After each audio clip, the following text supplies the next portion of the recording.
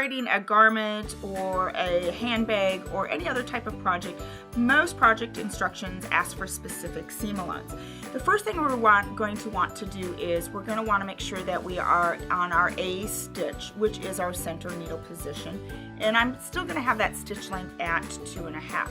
If we come down and we look at our needle plate, we'll notice there's a series of numbers, and the reason that I requested that you have your stitch selector set on A, which is that center needle position, all of these markings that you see on that needle plate are in relationship to that, meaning that from that center needle position over, if I needed a 5/8 inch seam, that's going to give me the 5/8 inch seam. If I move the needle any time off or off of that center needle position, I will no longer have an accurate measurement.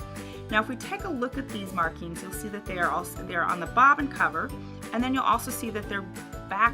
towards the back of the presser foot. Now I want a 5/8 inch seam because I'm creating a garment. So I'm going to line the edge of my fabric up against that 5/8 inch marking, lower my presser foot, and I'm going to sew, continuing to keep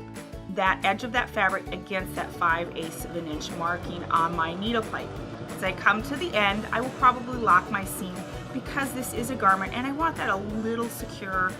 in that sense so that it doesn't come out on me. Just press the reverse key, come forward, make sure that the needle is out of the fabric,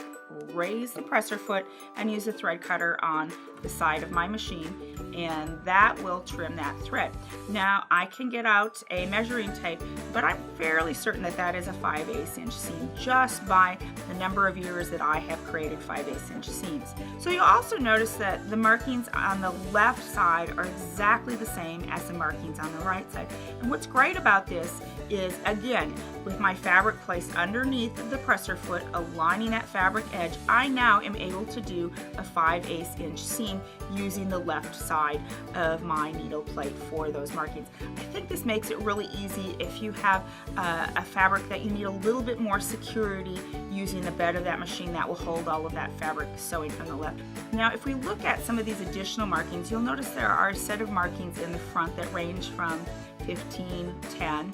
10, and 15. These are your metric measurements or centimeters, and then you have 30 and 40, which again are centimeters. If I look directly behind these markings, you'll notice that I have 1 inch and 1.5 inches, and these would be ideal for top stitching. Say I wanted to go 1 inch in from the edge of my fabric and create a top stitch look with a decorative thread. So just remember, when you're using these needle plate markings, that you always make sure that your needle sits in that center needle position, and you will have accurate seam allowances, whether you're piecing a quilt or making a garment, or you'll have beautiful top stitching that is nice and straight using all of those markings.